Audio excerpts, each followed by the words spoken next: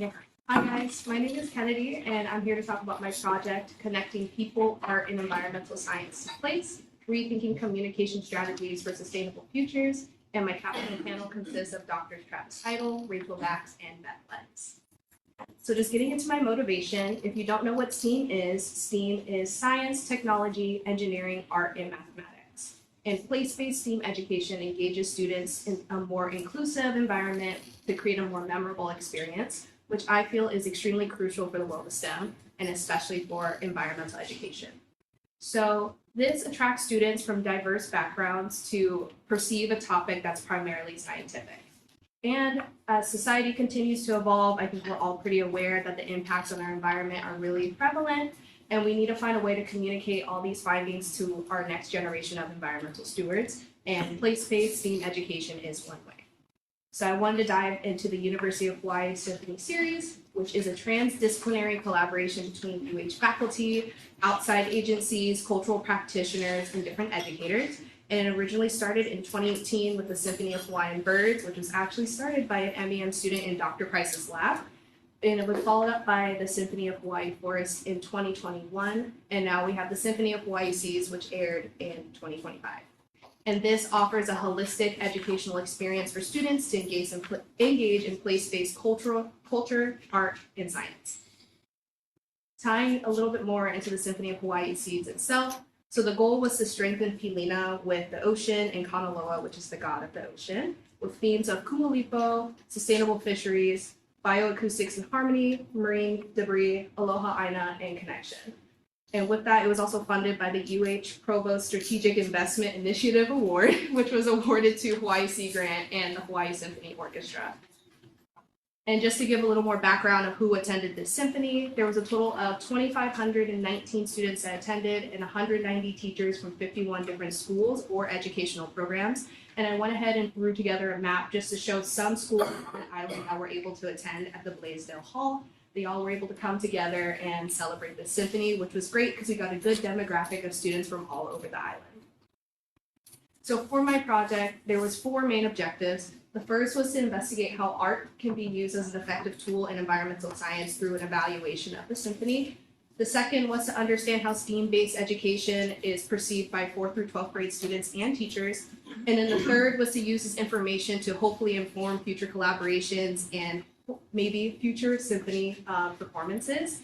And then the last one, which is a personal goal of mine, which was to enhance my skills of developing, evaluating, and translating survey data, since this is my first time ever creating a survey and translating that data in any type of software.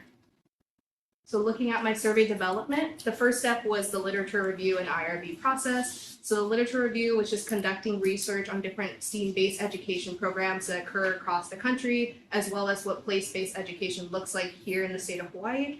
And then for the IRB process, I was actually really fortunate that my project was exempt because I used anonymous participants. So I didn't have to worry about that crazy process, and I'm so sorry to everybody else who had to.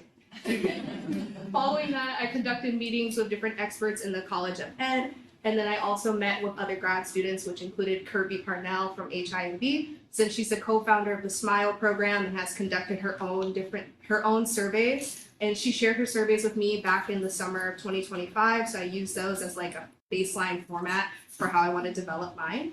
Then following that, I conducted even more meetings with the Sea Grant Center of Excellence in Marine Science, and we went over our surveys a few times just to finalize the format for each individual survey, and each one had a few written response questions as well as different multiple choice questions.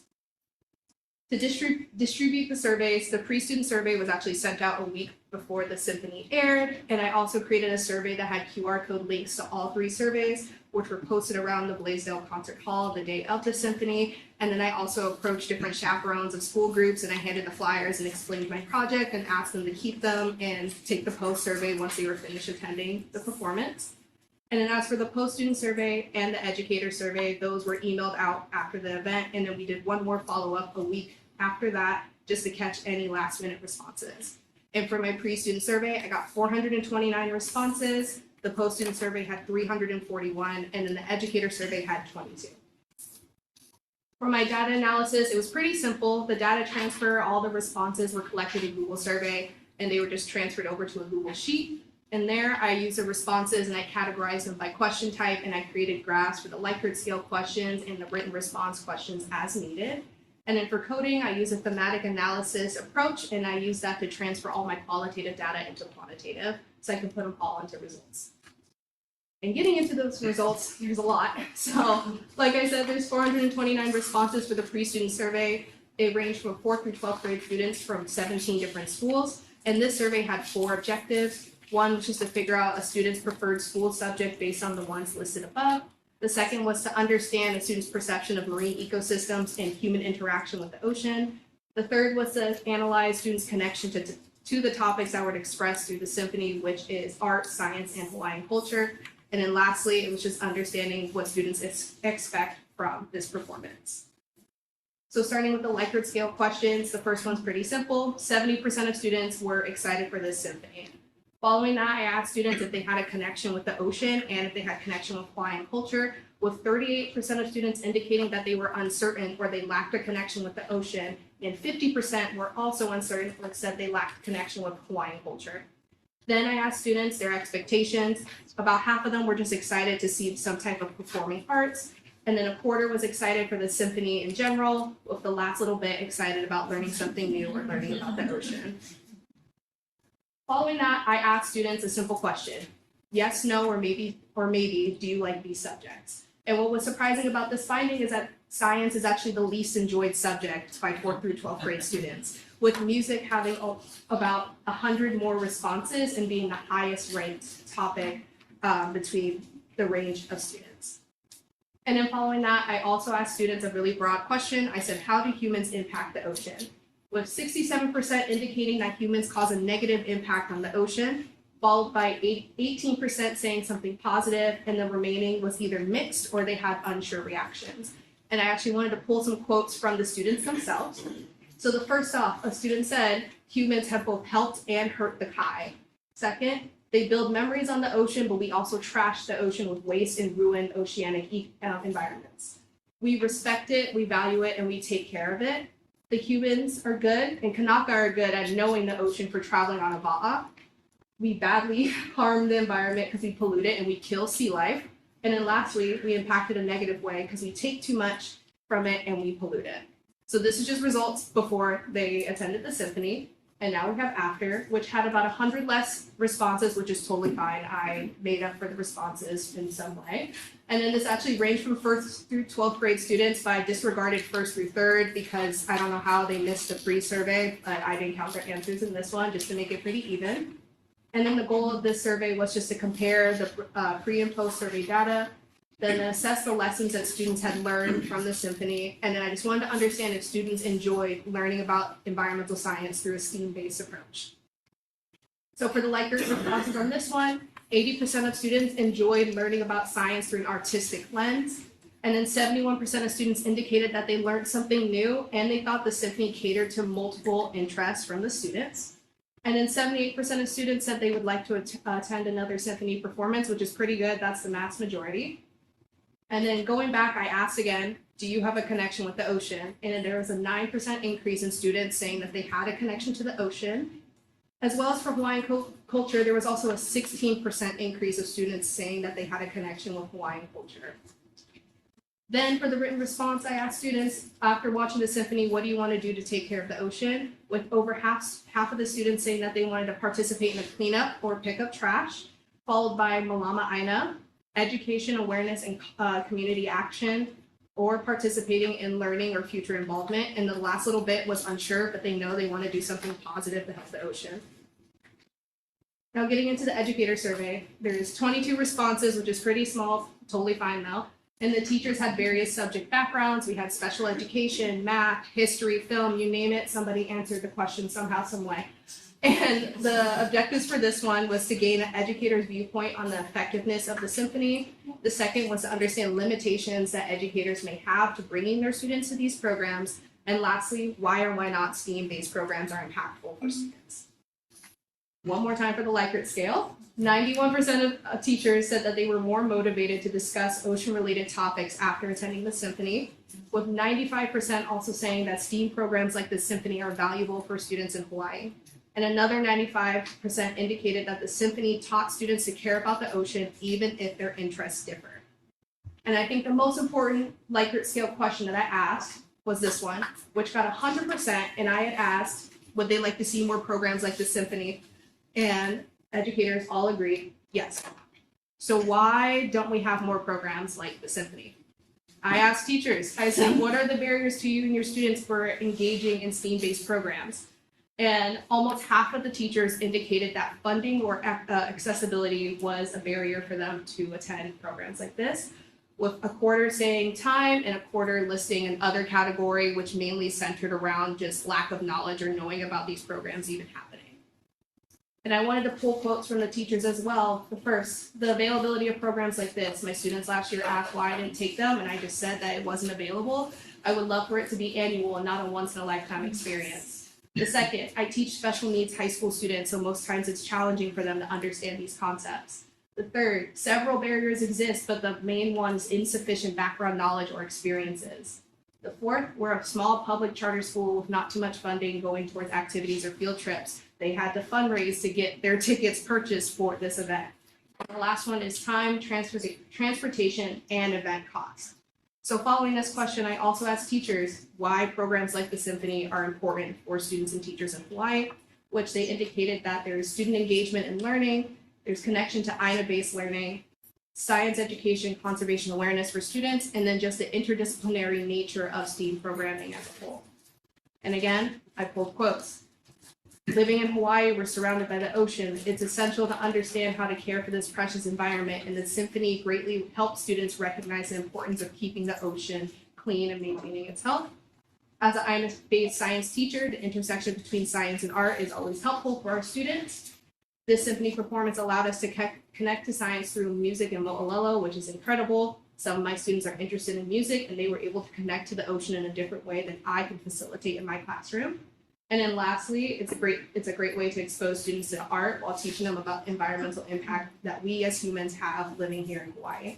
I'm inspired to continue this discussion with my students in class and hopefully help them find their connection to the ocean and find their voice to advocate for conservation and reform.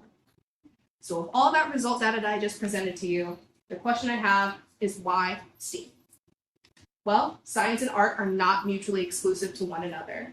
The STEAM programs break down barriers for STEM for students in Hawaii, and the Symphony of Hawaii Seas is a great example of how we can bring students from all different communities to learn about science and inspire the next generation of environmental stewards. These programs open up conservation to everybody and inspire students from all backgrounds to participate and take care of the environment, which I think, well, I actually hope that all of us in this room will agree that's a great way to get students involved, and that we need to inspire students to take care of the environment. Besides that, it also offers an immersive experience for students that may not have this opportunity elsewise, and it opens up teachers to just a new way to providing their students with a way to connect with science. With all that being said, I just want to acknowledge all the amazing individuals that worked on this symphony, as well as a huge thank you to Beth for taking me in as a random NREM student that you found. And you gave me a chance to evaluate this symphony, and it's been a great year. And also thank you to all the partners and everybody that I've met in this whole process. And thank you to you all.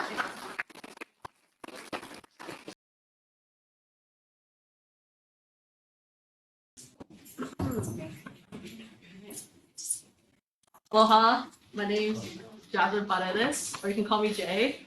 I'm super excited to be talking about my project today, and even more excited to show my awesome GIS maps. I wanted to start off by giving a big mahalo to the Kahala Center. To the Kahala Center. I first came across them when I was an undergrad on a fellowship, and I was definitely ready to graduate and not do any more school, but I did fall in love with Hawaii through the lens of education. Because of them, I'm able to do a capstone project and even further my own education in GIS and overall Hawaii. So huge mahalo to them. And I also want to say thank you to Kaimana Shook, who is on Zoom and also was one of my capstone members. Also Dr. Friday for being here and supporting me and also being my advisor. And Dr. Idol for being the instructor for this class. Thank you so much. The Kahala Center aims to restore the native dryland forest at Kawai through community-based stewardship. On the left-hand side, you can see the ukiah in the nursery right there, and then sort of this transitioning to outplanting itself. To kind of locate us, so Kawai is located in the Mokupunu of Hawaii within the Moku of Kahala in the Apua of Kawai. So it's nested in South Kahala. If you know anything or were ever been blessed to go to South Kahala, you know it's extremely windy, which is very fun. And my introduction to this area was actually through winds. When I was there doing like restoration, I kept falling over, I kept getting swayed, and I always would look at the little outplanting trees of like, how are they holding on? So just to familiarize with some winds, we have Moku, which is a downward slope wind that gains speeds at the Makai points of Waihai. And then Na'ulu wind, which is a western wind. It's during the high peaks of throughout the time. And then we have the Apaha wind, which is like a powerful northern wind that wraps around Kahala. So this is a DEM. If you don't or have ever seen a DEM, it's a digital elevation model. It gives us a little bit of understanding of different elevation that on the site. So I primarily map 3 sites. In the blue, we have Ho'omakani. In the middle, in the green, we have the community planting sites. And in the brown, kind of towards the lower property, is the Kauai seeding site. I had an overarching objective in this project, and that was to evaluate the effectiveness of native tree restoration and efforts through GIS and spatial analysis and field inventory data. So it was through field data, GIS mapping, climate, and terrain analysis, and this would give us restoration insights into this area. So getting started, I pulled data from Mesonet, Pu'uloa Station specifically. I was lucky that it was only 6 miles away from the site, so that was pretty awesome in my opinion. And then we kind of collaborated on how are we going to come up with the rankings of when we see a tree, what do we determine? So we did a 1 through 5 scale, 5 being excellent, no visible stress, 4 being good but has minor damage, 3 fair, we do see some stress, yellowing, maybe insect damage, 2 poor, and then 1 dead. So going back to the wind data, since Mesonet provided a lot of information, I decided to see the difference between the Kona winds and the trade winds in this area. So the trade winds are through May and October, and then the trade winds are through December and April. So you can definitely see in the Kona winds, I broke it down into morning, afternoon, evening, and night. It's this powerful, like northeast wind that's on the site, and then in the evening it does like the crazy shift to now southern western, and then at night you're kind of getting a little bit of both. Different from your trade winds that are primarily northeastern, and then kind of going into August late when it goes back to that transition of Kona. At night it shifts to that southern western one. So here I was kind of reflecting a little bit of the mo'olelo that I was once told about the winds, that potentially the northeastern Umoku wind could be that powerful like northeast wind coming from during the Kona and the trade winds.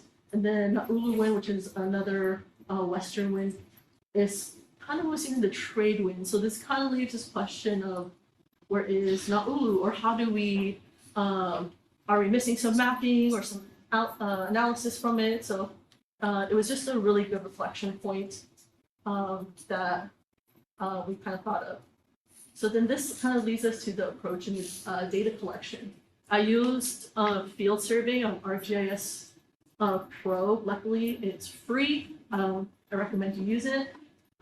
It's really user friendly, so we're kind of using like what species, basal diameter, height, topography that it's in and using that health scale as well.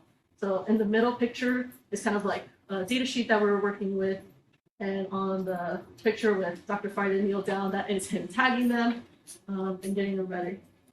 So starting off with the Kawai seeding plot. This is what the seeds kind of look like. When we were first there, we noticed that it was definitely seeding, so we wanted to tag them and kind of show in this plot. Excuse me. And then we moved to the community planting plot. This was our first introduction into this area where we got to actually outplant with the community. And this specific site was kind of towards silver pasture. So they kind of wanted to plant it out. Also, the Kawai Center has a huge ranching area to show that it is possible to outplant with natives. So we have Ma'o Pao Hele Ohia in the middle and Kauai at the end. The next site is Ho'amakani. So Ho'amakani was actually one of our most interesting sites, just because we see the winds happening, it's outplanting. We had 3 plots. Plot A which is the number 1, so no compost and no wood chips. In the middle, we had no wood chips and yes compost. And number 3, we had yes wood chips and yes compost. Which kind of leads us to the outputs of having a digital inventory, mapping these restoration plots. And to go over those results, so like I said, when we were first there in June, we noticed that they were seeding, but we also wanted to see how much they were seeding, which was really interesting. So it was in total 48 Hawaiian trees. 29 of them were definitely, which was about 60%, seeding. 19 trees showed no activity. And then the rest, which was 41%, was just low. And what's really interesting that we went again in November and they weren't seeding. Well, we had one little guy that was, but that they were mostly weren't seeding at all. So going back to the community planting sites, in total we had 30 trees planted. When we first got there, that's when we started to do the health analysis. Ohia was actually the highest ranking health one, followed by Kukui on them. And that was even more interesting that in November, it actually had fallen with Willy Willy and Mamane being the highest average of the health. So this kind of indicates that maybe those restoration species are very site specific, or maybe they're just having a response to the different seasons. Going to Ho'amakani, so that really, in this plot we have 103 trees. The species were Alali'i, Avelvel, Ohia, and Kauai. In this site, we decided to run an ANOVA. So on the first one, it's just a one-way ANOVA. Maybe there was a difference between the treatments and also how were the plants reacting to it. When we first did it, it actually showed that no treatment was amongst the highest. This doesn't mean that the compost or the wood chips aren't working, at least just for us that we ran it that first time. So it'd be really cool to kind of go back again and kind of just follow up on that data. And then we did which trees are kind of liking this area as well. And it was the Hawaiian Avelvel that were liking the species and then it actually was species specific to the area. So the outcomes kind of show that the future direction that I see kind of Kelvin taking is kind of going deep diving into the Hawaii seeding and also monitoring that windbreak, especially since there's so much intention with that site kind of being built. It's so windy, it can definitely be a protection for that area because worst case scenario, there's a fire, it picks up, that guy can kind of block it and protect the area. I wanted to mahalo everyone for listening. Thank you to my parents online. I appreciate you guys, my friends for your support. Yeah, I open the floor up for questions.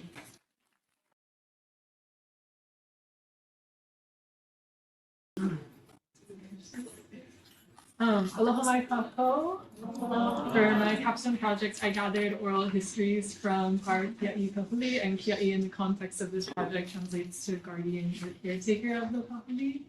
My name is Sidney Stiefel, and my capstone panel is comprised of Drs. Rachel Dax, Travis Idle from the NREM department, and Dr. David Pisco from the Snail Extinction Prevention Program, or SEP for short. I was raised in the Ili'aina of Mauna Lua, Ahupua'a of Waimanalo, on this island of Oahu, and since returning home from my undergraduate studies, Aina has been my greatest inspiration and teacher, but the call to protect the kahuli is what taught me to listen more deeply. I've been working in conservation in Hawaii since 2017, where I spent the last 7.5 years with SEP. And I want to acknowledge all those who've come before me, human and more than human, because without them, I would not be speaking here today. Kahuli, Polole, Pupu Koihiwi, Pupu Kanioe, Akatinella, Amasha, Orikilela, Lamanella. These are just some of the names of the terrestrial snails of Hawaii, with more yet to be named and more likely to be uncovered.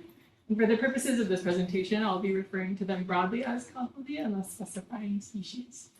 Their fauna was once represented by over 750 species endemic to the main Hawaiian Islands, Linkating, Aina, Mauka, Timukai. Why should I care about the snails? This is a question that I've been asked many times when sharing the work that I do, and I know many of my colleagues have been asked this numerous times too, and sometimes it comes from a place of genuine curiosity, but sometimes the inquirer is really asking why are they worth our money and time. And you can imagine this is frustrating for us to hear. Kahuli hold immense ecological significance, occupying various niches, cycling nutrients and altering microbial assemblages on plants and the forest floor. It is thought that they were once so abundant, the wind passing through their shells would create their song, as is written in the Hawaiian chant, Hokamakani. This association with song and an ability to sing is even inscribed in some of their names. Here are some examples. They are often referenced in hula, mele, and mo'olelo, and they were highly revered, so much so their shells were used to string this lei for Queen Lili'u of Palani. But their voice has not been heard by most for generations. These are the remains of a once thriving population that clung to existence in the Waianae Mountains in a place we call Palawai. And over the course of a year, they disappeared from a patch of forest about the size of this room. It was like they were likely taken out by an invasion of the invasive carnivorous rosy wolf snail, coupled with a history of overcollection, climate change, and land use change, as well as depredation by other invasive predators like rats and Jackson's chameleon. This population no longer functionally exists in the wild, and the same can be said about numerous others across Hawaii. Our colleagues at the Bishop Museum have surveyed over 2,700 sites across the main Hawaiian Islands and estimate that more than 65% of species are already lost or extinct, and 100 more will be lost over the next decade if nothing is done to conserve them. Since many kahuli are rare, threatened, or endangered, most of the work we do happens in places like this one or in private captive rearing facilities, and you can see how this might complicate relationship building between people and the kahuli. How can you care for something when you've never had the opportunity to learn their name, see them with your own eyes, or hear their voice? Through the years of fieldwork and numerous conversations with mentors like those pictured here, I've learned so much through the oral exchange of knowledge, and sometimes this information can be found in published literature, but the bulk of the stories that stick are the narratives, the walks down memory lane, the vivid descriptions of what populations once looked like, and the stories of the arduous work it took to recover species from the wild. There's countless stories that exist in the minds of these kia'i and withhold invaluable insights to guide future generations and perhaps inspire more people to care about the kahuli. The oral transmission of knowledge is also deeply rooted in Hawaii's history and culture, and in our work with kahuli, with Aina, it is important to continue to document and archive this oral knowledge. In a rapidly changing world, oral histories present an important and critical opportunity to document these lived experiences and narratives. Oral histories are a primary source material created in an interview setting where the interviewee or narrator is a witness to or participant in an event or way of life, and they are conducted for the purposes of preserving that information, but also making it available to the public. And I would like to highlight that oral history can also refer to the process, but the product too.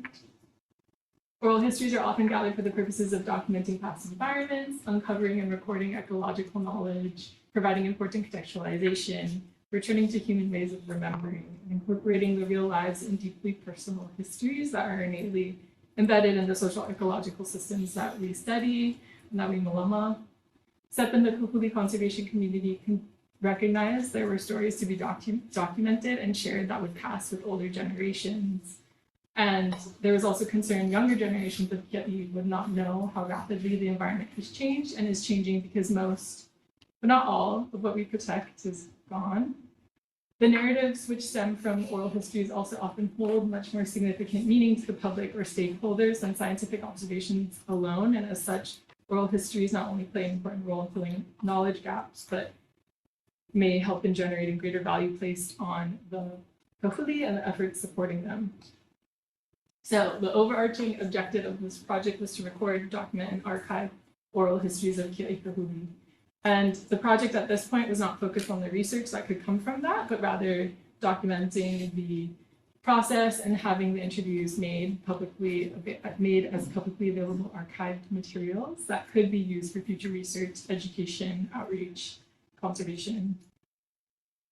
The gathering of oral histories involves a process that precedes and succeeds the actual recorded interview, and the approach that we took was adopted from the university's Center for Oral History's 10-step guide to conducting an oral history project. So you begin with project visualization, identifying the urgency and need for such a project, who potential narrators might be, and what long-term access might look like. Then background research, which involves literature review, document analysis to aid in the development of an interview guide or questionnaire. We integrated a focus group workshop to further refine that guide. So in May of 2025, I facilitated a small focus group exercise where key informants or kia'i who are actively working in kahuli conservation could help to guide the planning of this project. So they participated in a roving flip chart activity to identify who to interview, what questions to ask, and what outputs should be prioritized. And this allowed them to have a say in how the project was conducted. After that, I began contacting narrators in the pre-interview process, which is an opportunity to gather contextual information from specific narrators, build rapport with them, as well as describe the project in more detail. In most cases, this happened over email or just prior to the interview due to my limited capacity, but the semi-structured interview style allowed for me to adapt to what was shared, and even as the interview was being conducted. Then came the formal recorded interview. So I ended up interviewing 33 people. The conversations were focused on incorporating discussions around how kia'i connect with kahuli and why they value them, but also just their described experiences of what they remember from seeing them in the wild. It totaled 52 hours and 42 minutes of recorded interview time, most of which were conducted in person. The list of potential narrators grew to over 80 people, and I would have loved to talk story with all of them, but could not, given the time frame of this project. So narrators were selected to prioritize older individuals, but also distribution amongst experience across islands, as well as different age groups. The interviews were conducted in a semi-structured, open-ended talk story style to ensure that the narrator and myself could cover all the points that I wanted to cover, but also allow for room for the organic exchange of ideas that arises from talking story. And I was able to organize the final pool of narrators into 3 generations. So 12 people had experience beginning from more than 30 years ago, 13 with experience from more than 10 years ago, and 8 with experience from less than 10 years ago. After that, I drafted first drafts of the transcripts to return to the narrators for their review. And each oral history was and is currently being compiled in coordination with them, or collaboration with them. So that will include a portrait, short biography, interview index, and then the final edited transcript with any requested redactions. I also made a simple website to further explain the project in more detail because my capacity to do so on the archive is going to be limited. But most of the information that I'm sharing now is what's on that website, and it will have direct links to the archive once it is up and running, which will be later this summer, and that will be on the University of Hawaii Scholar Face. So these are the final outputs, and this is a screenshot of a similar project done with junior practitioners. So that's just to give you an idea of what it will look like.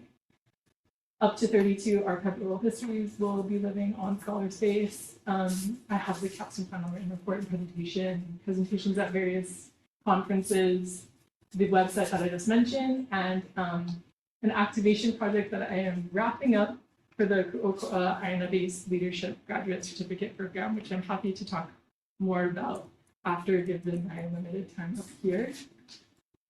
So, why do the Kia'i care about Kahului?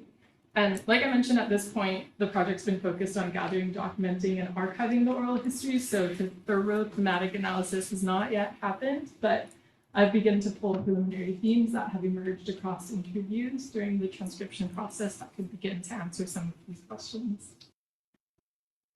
Several narrators spoke about Kahului as a portal to the past, representative of ancient times prior to human arrival, and withholding immense wisdom.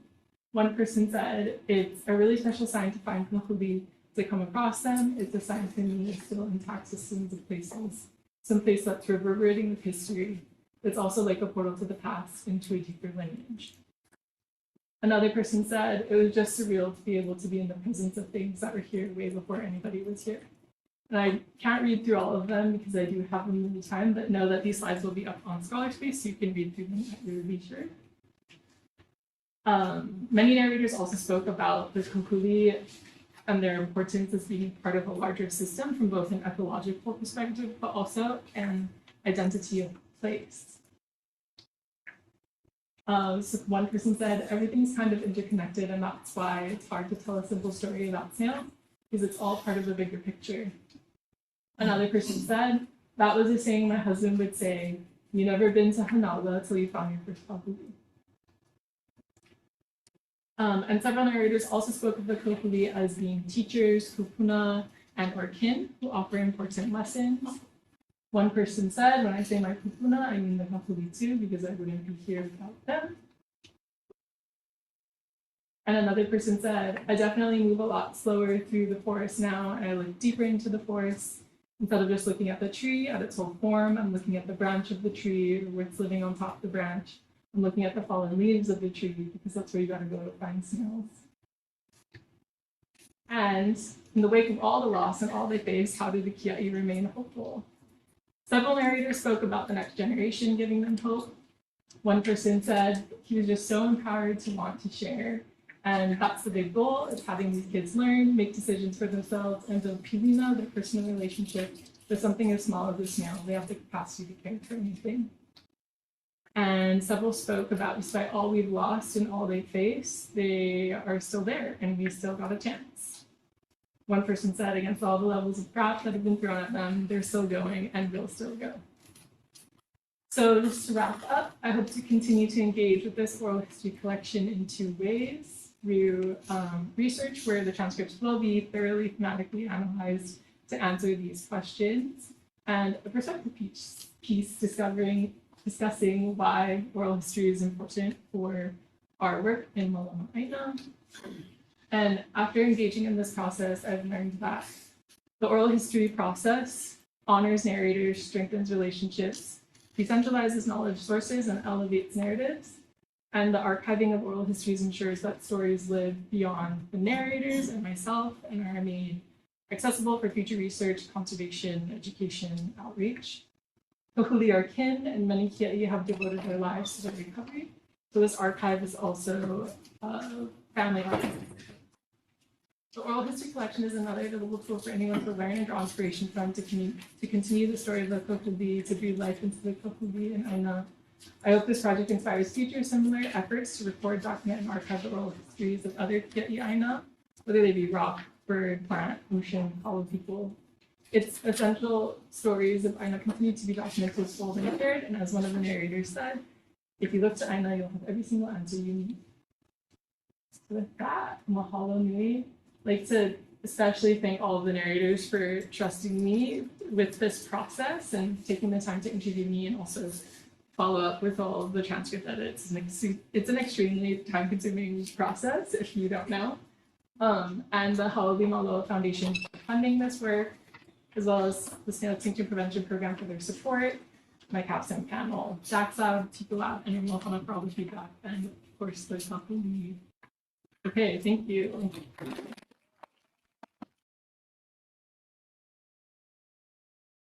Introduce Kawai.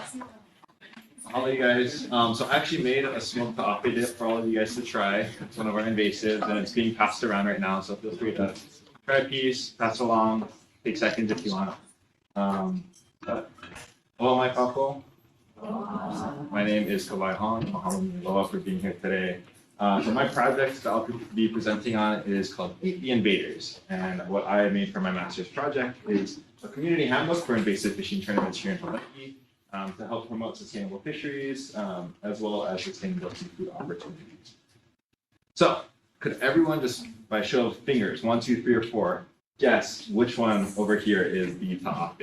Any guesses? You got 3 seconds. 3, 2, 1. All right.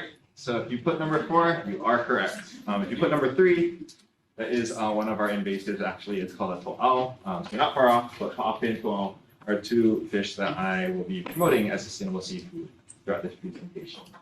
So a little bit of background.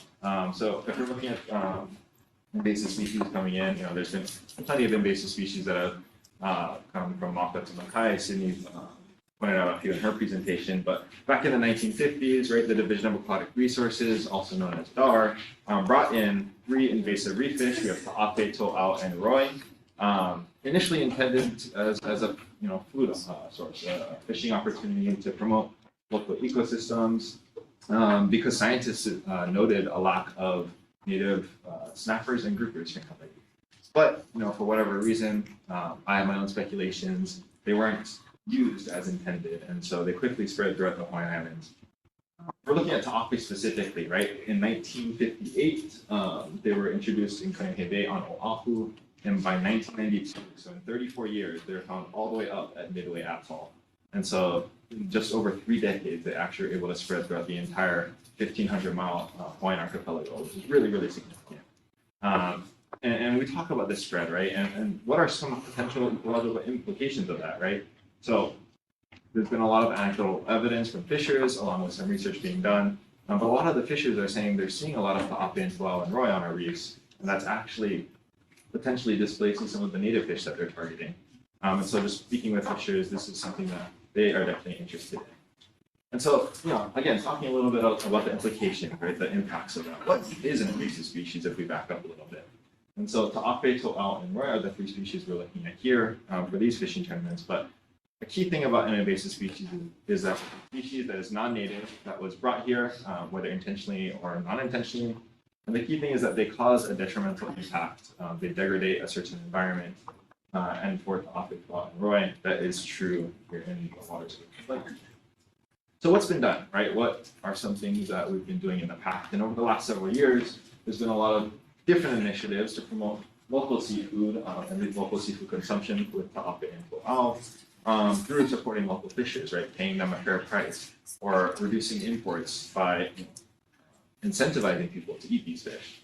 Hawaii actually imports about 90% of all of our food, and of all the seafood that we consume, about 60% of that is also imported.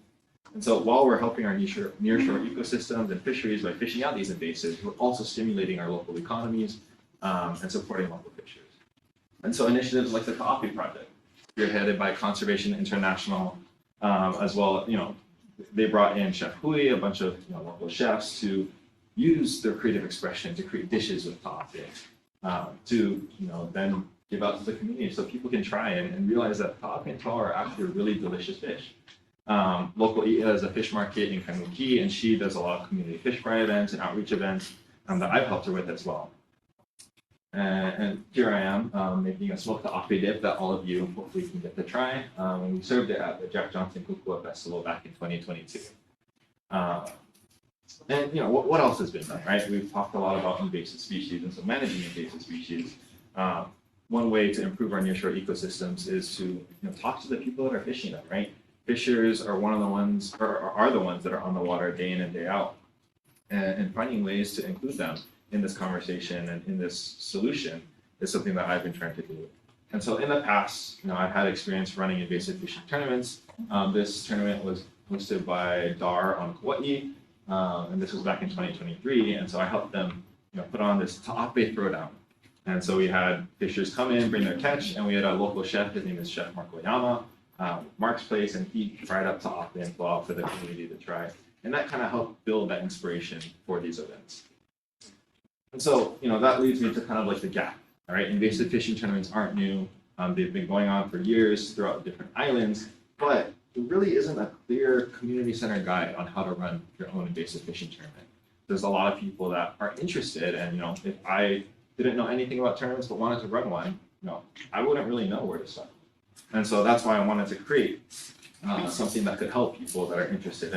And we've known from talking with a lot of different communities, I'll get to it in a second, but communities are really interested in either supporting invasive fishing tournaments that are rooted in funnel practices, right? Looking at how can we get kids involved? How can we get the next generation excited about managing our nearshore ecosystem?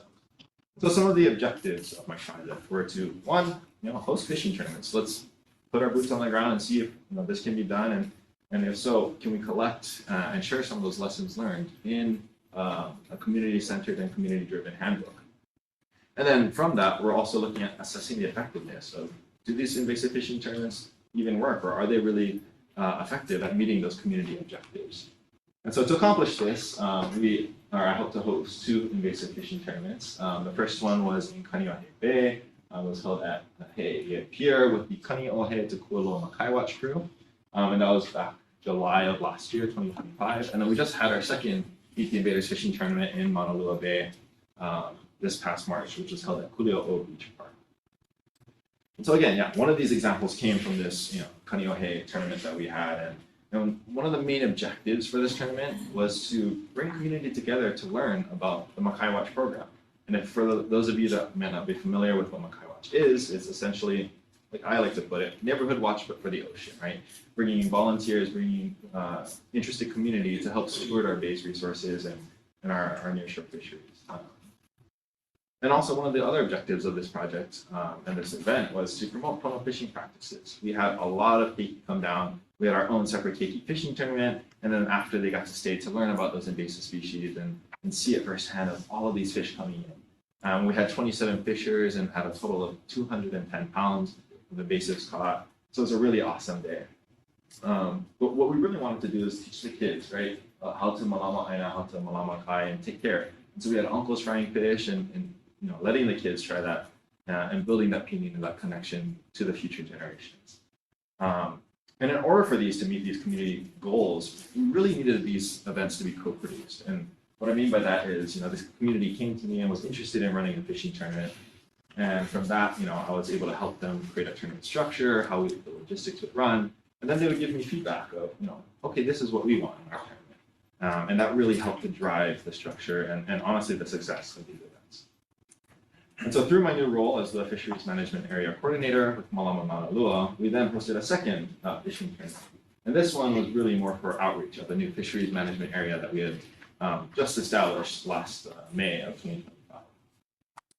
And so the purpose of this event, again, we wanted people to learn about this new FMA. And so we had this big fishing tournament, a lot of different partners come down, and we had the community there. And we had booths that people could interact with, but then also we had presentations of the new fisheries management area so that people could learn. We also wanted to promote sustainable seafood opportunities, and so we brought in Chef Bui, local i'a. We made a proven style ceviche, local i'a fried up ta'ape plates for the community to try. And on top of that, we had was cooking demonstrations, but interactive art booths. We did fish printing for kids to just really come enjoy and have a good time with the community. And lastly, again, the removal of invasive species. And while I see removal, and a lot of people are like, we got to eradicate those invaders or those invasives. Realistically, we're not sure if that might ever happen, but being proactive is the key here of, taking advantage of an opportunity before it gets to a real issue. And so we had 125 fishers come out to this event. Over 600 community members came out to come check it out, and we had a total of 1,255 pounds of invasives removed off of our reefs. And so that leads me to this EP Invaders Fishing Tournament Handbook, right? And so I won't get into it, I won't do a super deep dive right now, and if you guys are interested, I'll have a QR code at the end where I can send you the handbook. But I broke it down into 3 kind of main sections. We have a pre-planning phase, right? What goes into planning a tournament like this? how far in advance, all the logistics, the venue, permits, insurance, liability. And then I get into, the day of the event. What do you need to effectively run a successful event like this? How do you manage different outreach partners? At the Mauna Lua event, we had, I think, 18 different outreach partners and a bunch of other really awesome collaborators. And then I get into a little bit about the post-event, right? What are those lessons learned? We actually ran a couple of surveys at those last tournaments, the last two tournaments, to learn, what the community enjoyed, what could have been better. And then we had an event debrief with the different communities that we help plan things with and with the staff that help plan the tournament, just to have that feedback from folks about planning the whole thing. So some of these outcomes, right?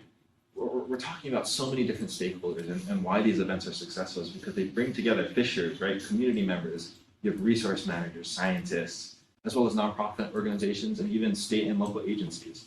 And there aren't too many opportunities where we can blend all of these people together in one space to talk about a common issue.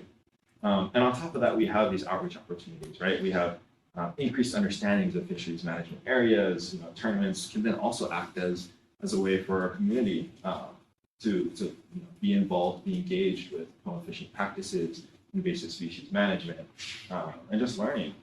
And again, that interactive education, right? That's grounded in food, fishing, and community, which everyone here loves to do. And so this is an example of one of our survey questions that we ran, and we had asked a question of before this event, right? How familiar or were you with the fisheries management area in Mauna Lua Bay? And I think the key thing to look at is the bottom, the key takeaways. And so from that before, we had 42% of people that knew nothing at all. And then 37% of people maybe just knowing that there was a fisheries management area, or maybe they knew that, there was no nighttime spearfishing in the day. But after the event, you actually had 75% of people saying that, hey, I know all the rules, or I have a really good idea and I know where to look, which is really, really significant. And back to that point of increased understandings of fisheries management areas, right, hits one of those community outreach goals for these events. And so some of the takeaways from this, right, fishing tournaments, they're a really awesome multi-objective tool that can be used for invasive species removal, just bringing community together, having all of these different stakeholders at the same place talking about this shared issue, as well as education and outreach. It's really awesome that we talk about fishing, but at the same time, fishing isn't the only issue in the bay, and invasive species, especially talking well, that's not the only thing happening in the bay. We have stuff called Malka that's flowing down Makai, and so it's really important to have these conversations with stewards and people managing resources all the way up from the top of our mountains to the depths of our ocean. And so, and then another takeaway is that objectives need to be place-based, right? I talked a little bit about co-production. Different communities have different needs, different wants, different priorities. And so having this as a guide or just a starting place, I see it right in the front of my handbook of, we've learned a lot from these tournaments, but take this and learn from it and adopt it for your community, because at the end of the day, your community is going to know what's best for you, and that's just the best way that these tournaments can then serve our communities throughout Hawaii.